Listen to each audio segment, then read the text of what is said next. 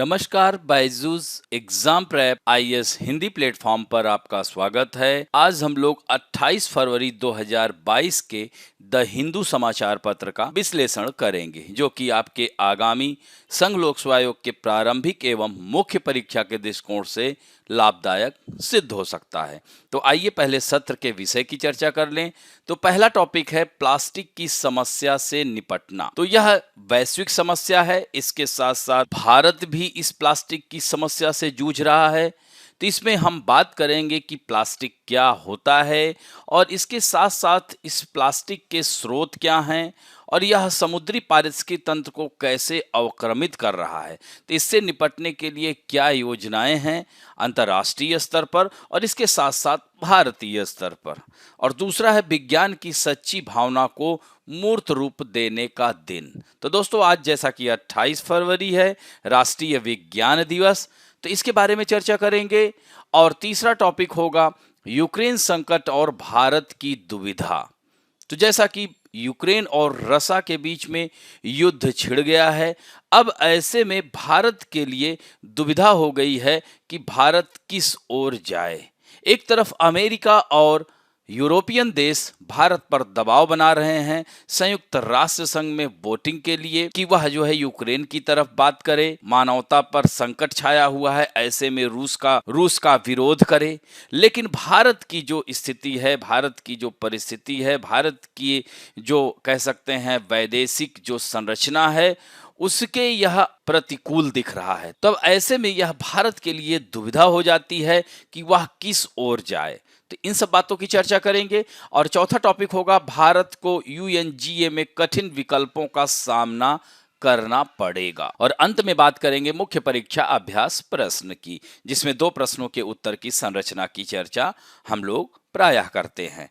तो पहला है यहाँ पर पृष्ठ संख्या 7 पर सामान्य अध्ययन के थर्ड पेपर यानी पर्यावरण सुरक्षा या संरक्षण से जोड़ सकते हैं। तो प्लास्टिक की समस्या से निपटना।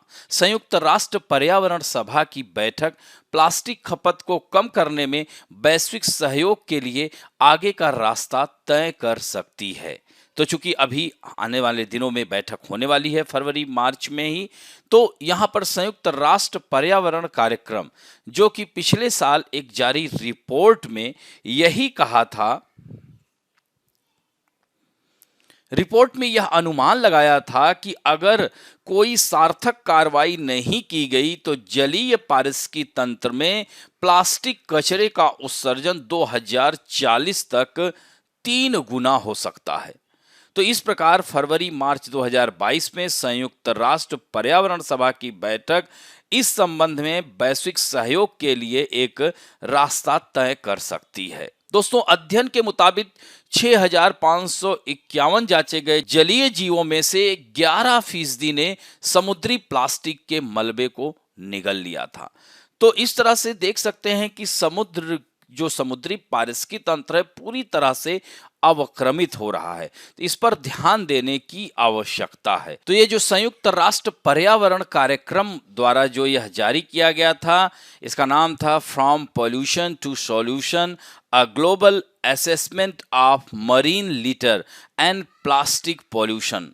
तो यह शीर्षक वाली नई व्यापक मूल्यांकन रिपोर्ट में यही कहा गया था कि समुद्री प्लास्टिक प्रदूषण को कम करने के उचित प्रयासों के बिना तो यह 3 गुना बढ़ जाएगा।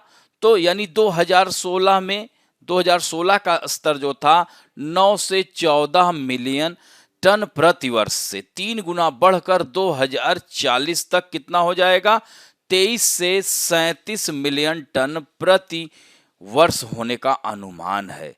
तो इस तरह से यह देख सकते हैं। तो यह रिपोर्ट 2022 में संयुक्त राष्ट्र पर्यावरण कार्यक्रम की बैठक में 5वें सत्र में चर्चा की सूचना देगी। तो इस रिपोर्ट के कुछ प्रमुख निष्कर्ष यही निकले हैं कि समुद्री जीवन के लिए खतरा उत्पन्न हो गया है। यानी प्लास्टिक समुद्री कूड़े का सबसे हानिकारक लगातार अंश कुल समुद्री कचरे का लगभग 85% हिस्सा हो गया है। तो यह अपशिष्ट उलझाव, भुखमरी, डूबने, आंतरिक ऊतकों का टूटना, गला घोंटना और ऑक्सीजन और प्रकाश की कमी, शारीरिक तनाव और व्हेल, सील, कछुओं, पक्षियों और मछलियों के साथ साथ अकशेरुकी जीवों जैसे बिवाल्व्स, प्लवक, वार्म्स, कोरल के लिए घातक और सूक्ष्म प्रभावों का कारण बनता है और यह मानव जीवन के लिए भी खतरा है क्योंकि समुद्री भोजन के माध्यम से माइक्रोप्लास्टिक का मानव सेवन तटीय और स्वदेशी समुदायों के लिए एक बड़ा खतरा हो गया है। तो प्लास्टिक से दूषित समुद्री भोजन का अंतर्ग्रहण, प्लास्टिक पर ले जाने वाले रोगजनक बैक्टीरिया के संपर्क में आना और तटीय जल में चिंता के पदार्थों का रिसाव मानव स्वास्थ्य के लिए कुछ प्रमुख जोखिम है। तो इस तरह से यह समुद्री प्लास्टिक का जो स्रोत है, तो उन स्रोत में जैसे महत्वपूर्ण यह है कि भूमि आधारित स्रोत, शहरी नालों का बहाव, सीवर ओवरफ्लो, समुद्र तटीय आगंतुक, अपर्याप्त अपशिष्ट निपटान एवं प्रबंधन, मछली पकड़ने के उद्योग, समुद्री गतिविधियों और जलीय कृषि से होता है। तो सौर परावैगनी विकिरण, वायु धाराओं और अन्य प्राकृतिक कारकों के प्रभाव में प्लास्टिक के टुकड़े छोटे कणों जैसे माइक्रोप्लास्टिक यानी 5 मिलीमीटर से छोटे कण या नैनो प्लास्टिक में टूट जाते हैं। इसके अलावा माइक्रो बीड्स भी एक प्रकार का माइक्रोप्लास्टिक है जो पॉलीइथाइलिन प्लास्टिक के बहुत छोटे टुकड़े होते हैं।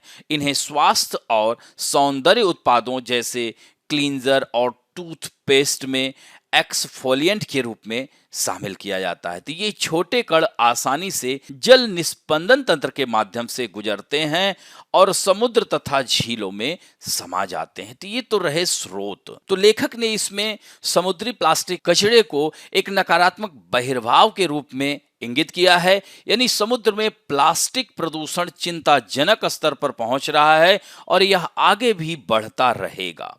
तो इसमें बैग, बोतल आदि के रूप में प्लास्टिक उत्पाद सुविधाजनक होते हैं लेकिन विघटित होने में बहुत लंबा समय लेते हैं, यानी यह पर्यावरण में युगों तक रहते हैं और यह हमारे शरीर या पारिस्थितिकी तंत्र के लिए हानिकारक होते हैं। तो बढ़ती वैश्विक खपत और पुनर्चक्रण कार्यक्रमों में कम भागीदारी के कारण अधिक प्लास्टिक कचरा हुआ है और यह प्लास्टिक को एक नकारात्मक बहिर्वाव के रूप में मानने के लिए प्रेरित करता है।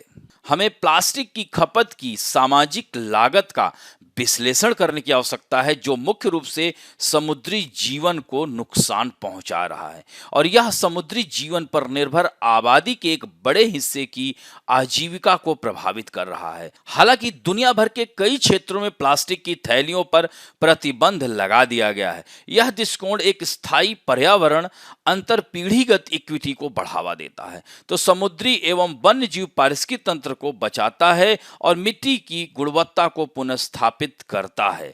लेकिन इतने से ही काम नहीं चलने वाला है। वैश्विक सहयोग के लिए जिन अन्य पहलुओं पर विचार किया जा सकता है वे विकल्प हैं। तो प्लास्टिक के लिए पर्यावरण विनियमन में एक कमांड एंड कंट्रोल दृष्टिकोण और वित्तीय सुधार जैसे इको टैक्स या सब्सिडी शामिल हो सकते हैं।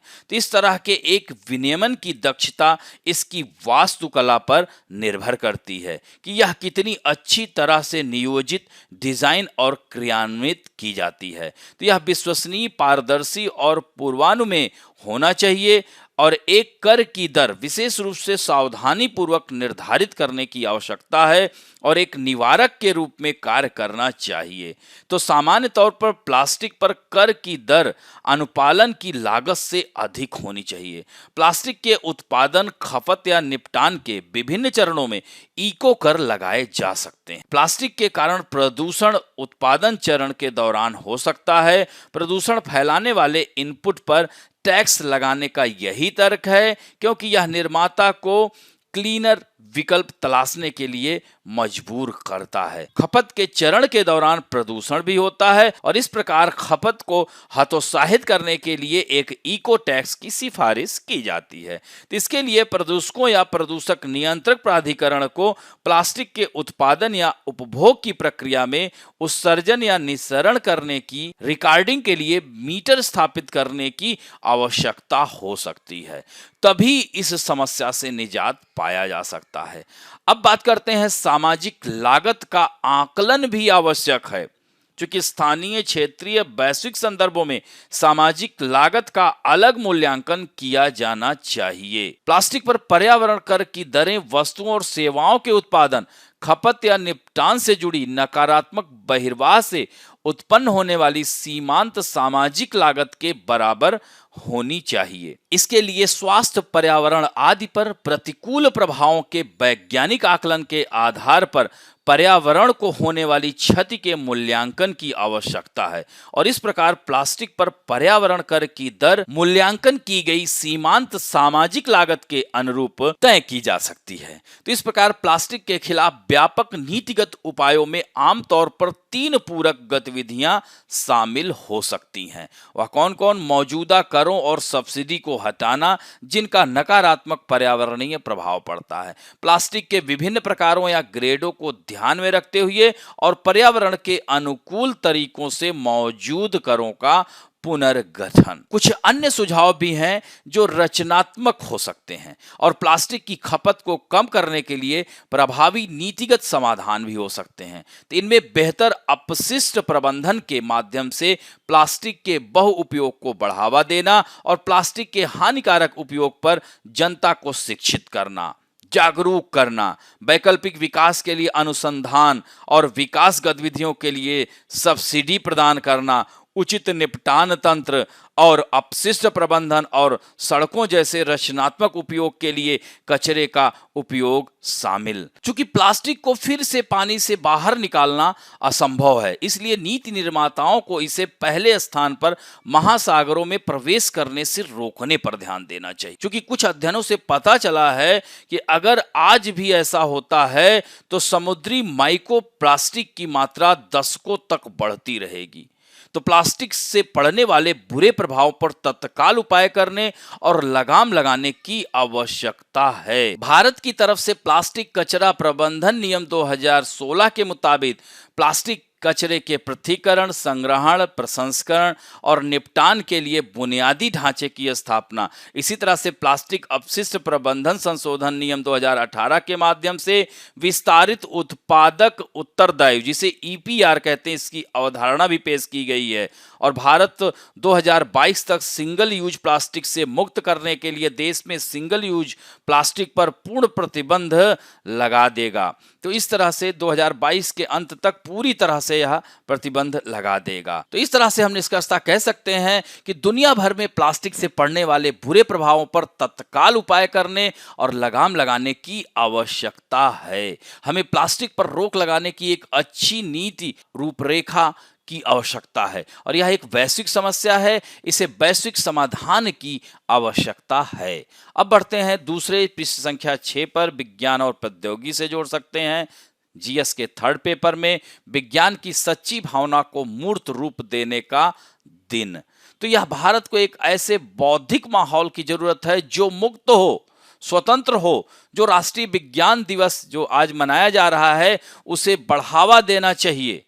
तो चूंकि आज 28 फरवरी को राष्ट्रीय विज्ञान दिवस की प्रस्तावना के रूप में एक विज्ञान सप्ताह यानी 22 फरवरी से 28 फरवरी तक विज्ञान सर्वत्र पूजते का आयोजन कर रही है, जो सर सीवी रमन के प्रकाश प्रकीर्णन की खोज का स्मरण करता है। तो विज्ञान सर्वत्र पूजते का जो आयोजन हो रहा है, इसमें कुल 75 विज्ञान प्रदर्शनियां, 75 विज्ञान व्याख्यान, 75 विज्ञान फिल्मों की स्क्रीनिंग, 75 रेडियो वार्ता प्रसारण, 75 विज्ञान पुस्तक मेले, 75 पोस्टर प्रस्तुति और 75 विज्ञान साहित्यिक गतिविधियों का आयोजन इस महोत्सव का हिस्सा है।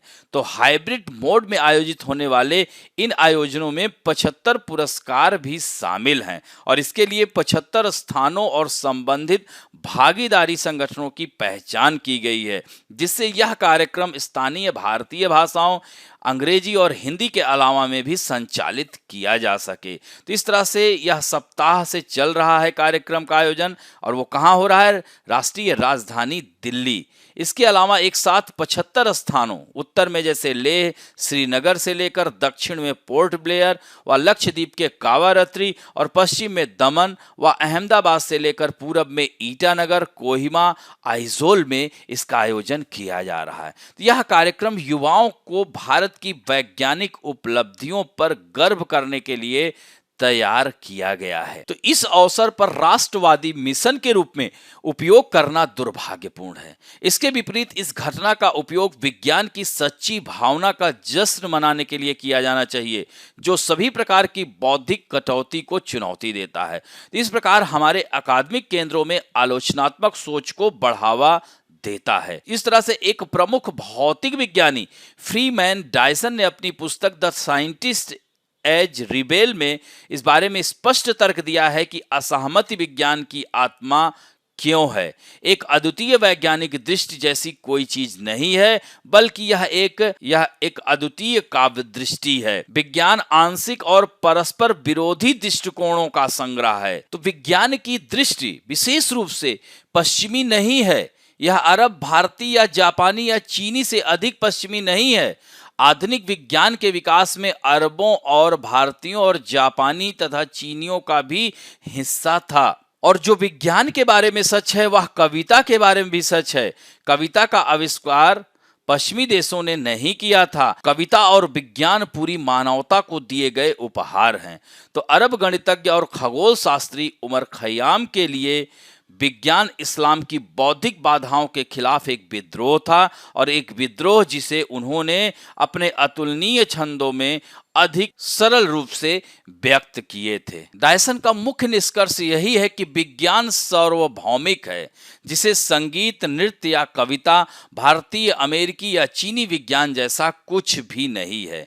विज्ञान को शुरू में विचारों के आदान प्रदान के माध्यम से पोषित किया गया था। डायसन ने साक्ष्य आधारित आधुनिक विज्ञान को एक बौद्धिक विद्रोह या सामाजिक बाधाओं के खिलाफ असंतोष के रूप में माना, जैसा कि मध्य युग के विज्ञान के इस्लामी और यूरोपियन पुनर्जागरण या 19वीं शताब्दी के आसपास भारत में पुनः जागरण के उदाहरण के रूप में हुआ, जैसे स्वतंत्रता संग्राम की पृष्ठभूमि। तो स्वतंत्रता पूर्व के दिनों में भारत ने विज्ञान का पुनरुत्थान किया। सर सीवी रमन की खोज को उन दिनों के समाज सुधारवाद से स्वतंत्र नहीं देखा जा सकता। तो यदि विज्ञान को उत्कृष्टता प्राप्त करनी चाहिए तो उसे मुक्त आत्मा को बढ़ावा देने की आवश्यकता है। जैसा कि डायसन का तर्क है कि विज्ञान एक स्वाभाविक रूप से विध्वंसक कार्य है और सभी प्रकार की स्थापना के लिए खतरा, चाहे वह लंबे समय तक चलने वाले वैज्ञानिक विचार को बढ़ाता हो या प्राप्त राजनीतिक ज्ञान पर सवाल उठाता हो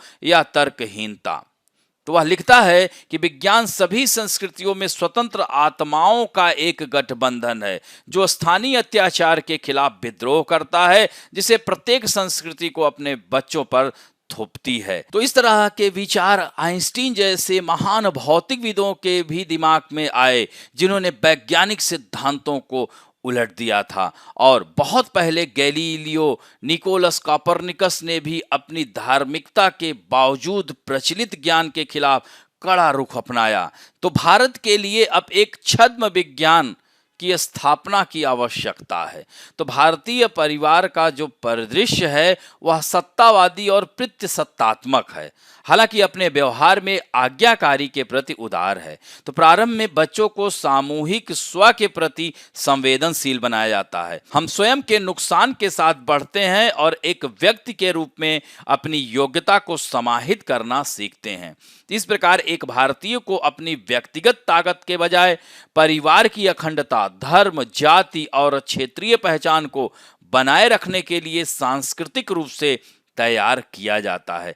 इसलिए जब भारत में सत्ता में पार्टी राजवंशों के नेतृत्व में विपक्षी दलों की आलोचना करती है, तो जिस चीज का दरकिनार किया जा रहा है वह यह है कि व्यक्तिगत उन्नति के लिए वंशवादी रक्त संबंध की विडंबना भारतीय सांस्कृतिक लोकाचार का एक मूलभूत हिस्सा है। तो पितृसत्तात्मक सत्ता वाले ऐसे समाज में स्वतः ही सत्तावादी शासन के लिए परिस्थितियां उत्पन्न करते हैं, जिससे भय का माहौल पैदा होता है, जो पथ प्रदर्शक पूछताछ के अनुकूल नहीं हो सकता है, बल्कि यह बनावटी विज्ञान या आभासी विज्ञान का आविष्कार या छद्म विज्ञान का आविष्कार करके शासकों के दंभ को कम करने की प्रवृत्ति रखता है। इसी तरह से 2010 में R.A. माशेलकर ने चर्चा किया था कि भारत औसत दर्जे की बाधा को तोड़ने में असमर्थ क्यों है, और उन्होंने यही निष्कर्ष निकाला था कि भारत जैसे परंपरा से बंधे देश को मूल सोच को बढ़ावा देने के लिए खुद को अतीत की सांस्कृतिक जंजीरों से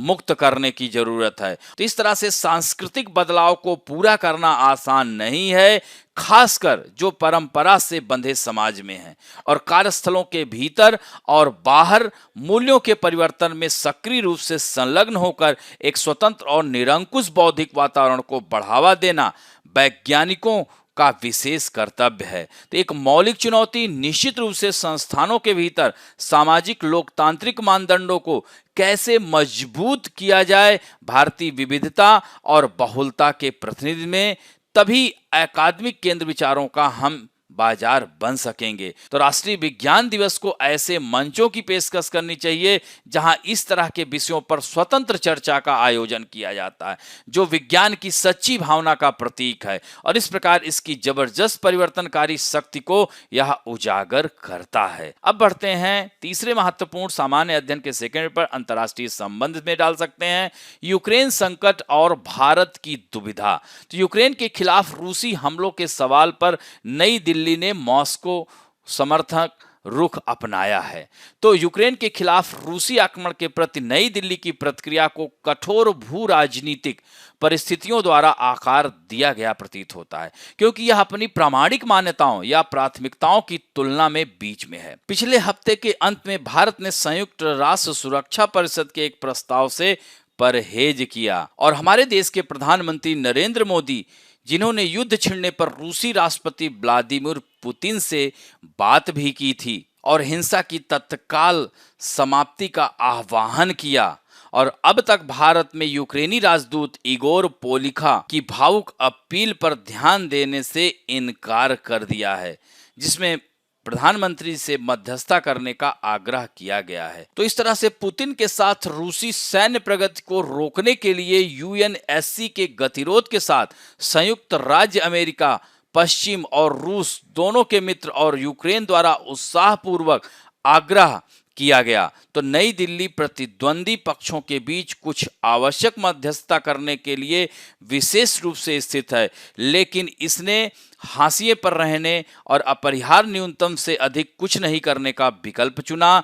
नई दिल्ली बस यही चाहती है कि यह खत्म हो जाए। वास्तव में अगर देखा जाए तो यूक्रेन के खिलाफ रूसी हमलों के सवाल पर नई दिल्ली ने मॉस्को समर्थक रुख अपनाया है, और यह रूस समर्थक झुकाव केवल भारत सरकार की स्थिति नहीं है, बल्कि कुछ आश्चर्यजनक रूप से भारतीय रणनीतिक समुदाय द्वारा भी साझा किया गया है। तो रूस का झुकाव, तो भारत 4 संभावित विकल्पों में से चुन सकता है, यानी रूसी आक्रामकता की वह निंदा कर दे भारत, या रूसी आक्रमण का समर्थन करे, या रूसी आक्रमण पर चुप रहे, या नाराजगी व्यक्त करे, या कूटनीति का आह्वान। तो पहला विकल्प भारत को रूस के खिलाफ खड़ा करेगा, दूसरा इसे अमेरिका और सहयोगियों के खिलाफ खड़ा करेगा, और तीसरा विकल्प जो दिख रहा है रूस समर्थक के रूप में पढ़ा जाएगा, और चौथा विकल्प जो उसने लिया है कम से कम वह तो हानिकारक है ही। तो भारत की रूस समर्थक स्थिति के लिए समझने योग्य कारण है। तो इस तरह से हम यहाँ कह सकते हैं कि एक आक्रामक रूस अमेरिका और पश्चिम के लिए एक समस्या है, भारत के लिए नहीं है। उत्तरी अटलांटिक संधि संगठन नाटो का विस्तार रूस की समस्या है, यह भारत की नहीं है। और भारत की समस्या चीन है, उसे चीन समस्या से निपटने के लिए यूएस, पश्चिम और रूस दोनों की आवश्यकता है। तो यूक्रेन में संकट के प्रति भारत की प्रतिक्रिया को इस अपेक्षाकृत सरल तर्क के आलोक में देखा जा सकता है। आज नई दिल्ली में अमेरिका के नेतृत्व वाली वैश्विक व्यवस्था के कमजोर होने और भारत के ठीक बगल में भौगोलिक रूप से स्थित काउंटर पोल के रूप में चीन के उदय के बारे में एक गंभीर मान्यता है।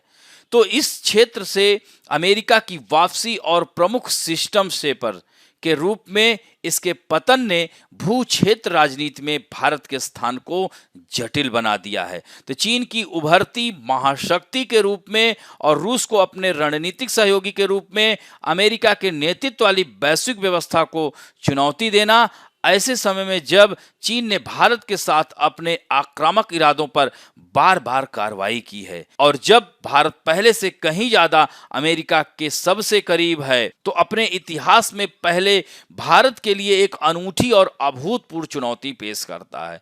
इसलिए रूस को अपने पक्ष में होना भारत के लिए पहले से कहीं अधिक महत्वपूर्ण है। मॉस्को नई दिल्ली के प्रति चीनी दुश्मनी को नियंत्रित करने में सक्षम भी हो सकता है और नहीं भी, लेकिन भारत रूस रणनीतिक साझेदारी एक मित्र विहीन क्षेत्र में नई दिल्ली के बढ़ते अलगाव को कम करने में सक्षम हो सकती है। नई दिल्ली को अपनी महाद्वीपीय कठिनाइयों का प्रबंधन करने के लिए मॉस्को की सहायता की आवश्यकता है, चाहे वह रक्षा आपूर्ति के माध्यम से हो, उसे मध्य एशिया में वापसी में मदद करना हो, या शंघाई सहयोग संगठन में एक साथ काम करना हो, या अफगानिस्तान में सहयोग के अवसर की खोज करना हो। तो दूसरे शब्दों में हम यही कह सकते हैं कि रूस पूरे एशियाई महाद्वीप क्षेत्र में शायद भारत का एकमात्र भागीदार है और रूस हमेशा से भारत के साथ खुलकर खड़ा रहता है, चाहे वह पाकिस्तान का मुद्दा हो, चाहे आतंकवाद का मुद्दा हो, चाहे संयुक्त राष्ट्र में सुरक्षा परिषद में स्थायी सदस्य का मुद्दा हो, हमेशा रूस भारत का पक्ष लेता है। ऐसे में भारत को बहुत ही सूझबूझ के साथ काम लेना होगा। लेकिन दूसरी ओर जब विशाल समुद्र क्षेत्र की बात आती है, यानी इंडो पैसिफिक रीजन की बात आती है, तो रूस का भारत के लिए कोई सहयोग नहीं है। अब ऐसे में यहां पर अमेरिका और पश्चिमी साझेदारों की भूमिका बढ़ जाती है। तब ऐसे में महत्वपूर्ण हो जाता है कि इस संकट से भारत कैसे बाहर निकले। विदेशी नीति पर प्रभाव क्या पड़ेगा? तो यूक्रेन पर रूसी आक्रमण के प्रति भारत की प्रतिक्रिया इस तथ्य को रेखांकित करती है कि भारत भू राजनीतिक भेद्यता की स्थिति से काम कर रहा है, जबकि भारतीय रुख वास्तविक राजनीति की बात करता है और यह रणनीतिक कमजोरी की अधिक मांग करता है। भारत की स्विंग स्टेट, प्रमुख शक्ति, अग्रणी शक्ति बनने की क्षमता क्या कम हो गई है? तो इसलिए हमें वैश्विक रणनीति विकास पर दृढ़ स्थिति के बजाय नई दिल्ली से सड़क के बीच के व्यवहार की अपेक्षा करनी चाहिए। और भारत की स्थिति इस अचूक संकेत को भी दर्शाती है कि जब भू राजनीति की बात आती है तो नई दिल्ली सिद्धांतों पर हितों का चयन करेगी। तो इस दुविधा की स्थिति में भारत की विदेश नीति पर प्रभाव पड़ सकता है, क्योंकि भारत की दुविधा कम जटिल नहीं है। जिस प्रकार हम लोग रूस पर हथियारों के लिए निर्भर हैं, कुछ कूटनीतिक हथियारों और प्लेटफार्मों के लिए जरूरी तकनीक उसी से लेते हैं, जैसे मिसाइल और न्यूक्लियर प्रोपोल्ड पनडुब्बियां, फिर S-400 मिसाइलों की खरीद को लेकर काटसा यानी countering America's advisory through sanction act की तलवार भी हमारे सिर पर लटक रहा है। यानी एक तरफ रूस तो एक तरफ अमेरिका, किसे खुश किया जाए? यह तय है कि रूसी हथियारों के व्यापार से नाखुश अमेरिका इसी को एक बड़ा हथियार बनाएगा। यानी ऐसी स्थिति में अगर तुम हमारे साथ नहीं हो तो हमारे खिलाफ हो, वो वाला तर्क लागू होता है। तो इससे टकराव भी पैदा हो सकता है। और इस सच्चाई के बावजूद कि भारत प्रशांत कूटनीतिक दस्तावेज में बाइडेन प्रशासन ने इस बात की पुष्टि की है कि क्वाड की प्रेरक शक्ति में भारत की बड़ी भूमिका है और उसे मदद देने की जरूरत है। तो बात यह है कि अमेरिका की हमेशा से नीति रही है कि यूरेशिया में किसी बड़े नेता को उभरने ना दिया जाए, लेकिन अटलांटिक सागर के परे के देशों के साथ रिश्ते जोड़ने को भी प्राथमिकता दी गई है, जो कि राष्ट्रीय सुरक्षा और संपन्नता का सैद्धांतिक आधार है। अब जब यूरोप की सुरक्षा को खतरा है तो अमेरिका को फिर से अपनी भारत प्रशांत नीति का आकलन करना चाहिए। और जब रूस अंतर्राष्ट्रीय अपमान का सामना कर रहा है तो भारत को अपने रुख को बदलना पड़ सकता है। तो इस तरह से भारत को बहुत सूझबूझ के साथ काम करना होगा। तो यहां पर अब देखना है कि आगे भारत क्या निर्णय लेता है। सामरिक स्वायत्तता की बात अगर आती है तो भारत की रणनीतिक स्वायत्तता पिछले कुछ समय से काफी दबाव में है। यानी एक तरफ पश्चिमी यूरोप, नाटो के देश और अमेरिका, तो दूसरी तरफ रूस। हालांकि रूस दबाव नहीं डाल रहा है, उसके बावजूद भी भारत चूंकि एक परंपरागत मित्र रहा है, तो ऐसे में भारत का कर्तव्य बनता है कि उसे नजरअंदाज ना करे। क्योंकि अगर इधर हम रूस से दूरी बनाते हैं तो निश्चित रूप से पाकिस्तान के प्रधानमंत्री का अभी हाल ही में रूस में जाना और चीन का रूस की ओर समर्थन होना, ऐसे में भारत के लिए समस्या उत्पन्न हो सकती है। ऊपर से तालिबान ऊपर है ही, तो इस तरह से यह त्रिगुट हमारे लिए संकट पैदा कर सकता है। ऐसे में भारत को बहुत सूझबूझ से ही काम लेना होगा।